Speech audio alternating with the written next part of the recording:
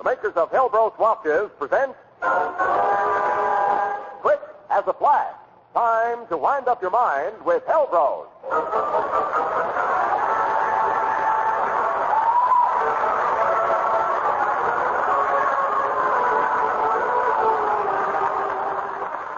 The makers of Hellbros watches, H-E-L-B-R-O-S, Hellbros, the correct watch for the correct time, present Quick as a Flash, the lightning fast dramatized quiz starring Ken Roberts. And as guest in our mystery puzzle today, one of radio's all-time favorites, Lamont Cranston, alias The Shadow, with Ray Block and the Hellbros Orchestra. And here to get the program moving with the speed of lightning is our presiding officer, Ken Roberts.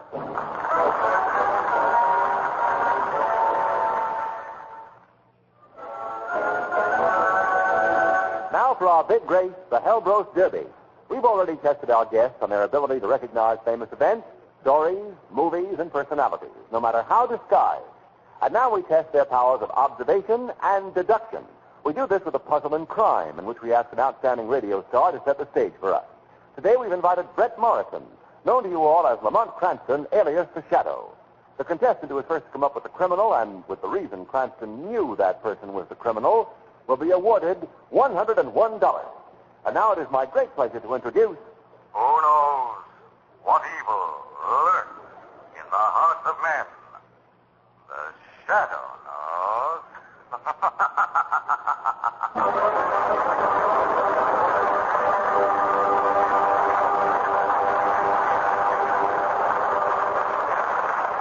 Yes, ladies and gentlemen, is that nemesis of the underworld, the little man who is and is not there at the same time, Lamont Cranston, alias The Shadow. Well, welcome to Quick as a Flash, Lamont. It's a great pleasure to be here, Ken. Well, I know you want to get right down to work, so I won't delay you. What's the title of your problem for today? Murder is a deadly mistake.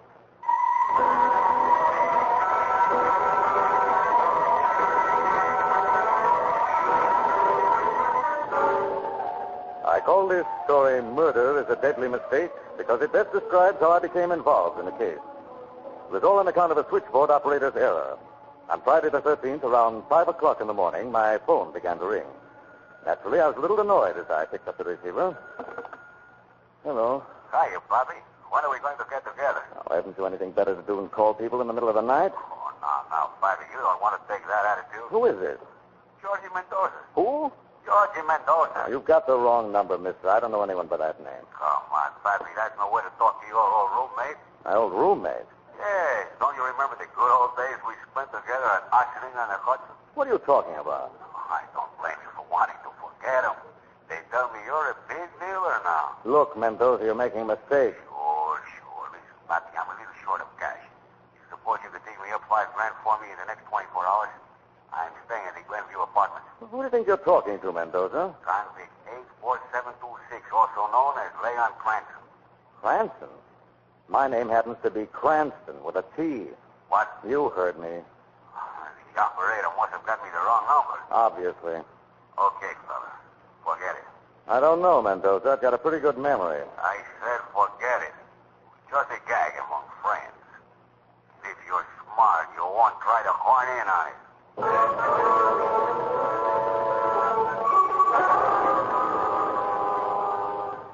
Well, I like a joke as well as the next party, so despite Mr. Mendoza's warning, I couldn't forget his call. And developments in the next 48 hours made me remember it all the more. For on Sunday morning, there was an item in the paper that an ex-convict named George Mendoza had been found poisoned to death. Then I thought it might be a good idea if the Shadow made a call of his own. Only this time, there'd be no mistake. I looked up the name of Leon Cranston in the phone book, and a half hour later, I was ringing his doorbell.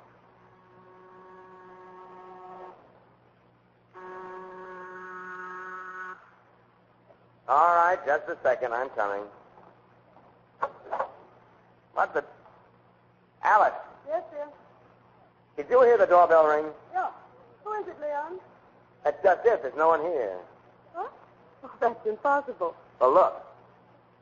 Why, there's no one in the hall. No. And whoever rang the bell didn't have time to get back to the elevator. I don't get it. You will if you're not careful, Mr. Cranston. I heard it. Who said that? They call me the Shadow. What do you want here? The murderer of George Mendoza. I don't know anyone by that name. You're lying, Cranston. Mendoza was he knew you were an ex-convict? Well, my husband didn't kill him, Shadow. No? And who did? I did. You're crazy, Alice. No, I knew what I was doing. Don't believe it, Shadow. I killed him. That's not true. I went to his apartment yesterday at 1 o'clock. He was having his lunch. He got up from the table to get a bottle of beer, and I put the poison in his glass. Don't believe him, Shadow. He couldn't have done it. Mendoza was dead when he got there. I poisoned him long before that. What poison did you use? I don't know its name. It was in a bottle I found around the house. Can you name the poison, Cranston? No, I got it from an exterminator. Who? That won't do you any good, Shadow. He died last week. That's very convenient. Can't you see he's making this all up? When Mendoza called Leon, I was listening on the extension. Then I went to his apartment at 7 that morning. He was having his breakfast. I asked him if I could have some coffee. When he went to the stove, I dropped the poison in his orange juice. She's lying, Shadow. She's trying to protect me. No. I'm only telling the truth. All right, Mr. and Mrs. Cranston. We'll call this a draw. But we'll replay this match right after I get a little more information from police headquarters.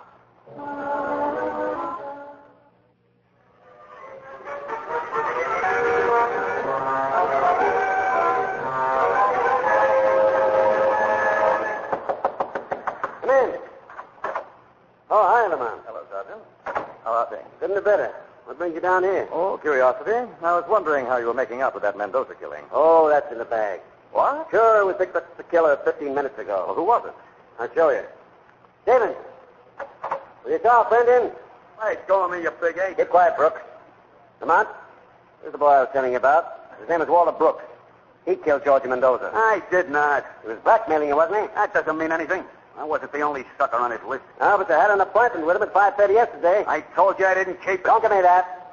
Somehow you got him to take some prussic acid. Wait a minute, Sergeant. Was that the poison? Yeah. Want to see the kindness report? Like nothing better. Help yourself. Name of deceased, George Mendoza. Body discovered by building superintendent, 6 p.m. Saturday. Cause of death, prussic acid, which worked instantly. Rigor mortis setting in at time of discovery. Deceased was found lying on the floor, a broken drinking glass at his side. And what do you think, Lamont? I think I can prove who killed George Mendoza. Why not let us in on the secret? I'd like nothing better, Sergeant.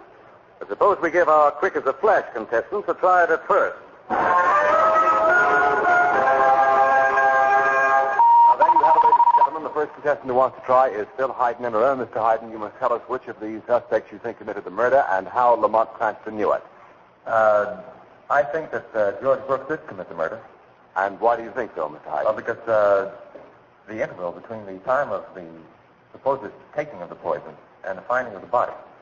In other words, the coroner said that he found that the death took place instantaneously at the time of the taking of the poison at 6 o'clock, that was. Yes. And the time between the finding of the body and the taking of the poison was too short an interval. Well, I'm sorry, that wouldn't be our answer, Mr. Hayden, and you're eliminated from this race. We have 5 contestants still eligible. Does one of them want to try now? We have 5 seconds. So if someone wants to try, this is Charles Jelinek. That's all I have time for. Mrs. Jelinek, rather, what is your answer? Well, I think that George Brooks did it, too, because the lady and her husband said that she put the poison in the orange juice in the morning. No, I'm very sorry, that isn't our answer either, Mrs. Jelinek, and I will have to give you the solution myself. We learned, if you remember, from the coroner's report that rigor mortis was setting in at the time the body was discovered, 6 p.m. Since rigor sets in approximately 5 hours after death, Mendoza died at 1 p.m. and died instantly, since the poison used was prussic acid, which we said kills instantly. In our story, there was only one person who claimed being in Mendoza's apartment at 1 o'clock. That person was Leon Cranston. Therefore, he must have been the murderer. Well, no one won our Hellbrose Derby this week, so $101 will be added to the grand prize in next week's Derby, making the total for that big mystery race $202. And Lamont Cranston, we really enjoyed your story today. No more than I enjoyed telling it, Ken. Who's going to set the stage in next week's Puzzle and Crime? Another of radio's favorites. From out west with an exciting yarn, next Sunday comes Mark Chase, the sheriff. Well, that sounds like fun, Ken. We'll both be listening. Me and my shadow. Yes, and I'm suggesting right here and now that all our listeners tune in a half hour early next week and catch that thrilling program of yours, Lamont Cranston, alias The Shadow.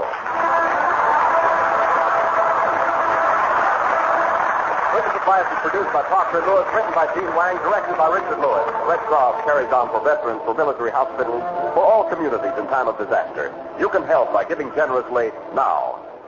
Listen to Brett Morrison as Lamont Cranston on the Shadow program, sponsored by Blue Coal, immediately preceding Cricket the Flash over most of these stations. Don't forget next week, Cricket the Flash's guest detective, Mark James, the sheriff. This is Cy Harris speaking for Helbros, Helbros, the correct watch for the correct time. This is Mutual Broadcasting System.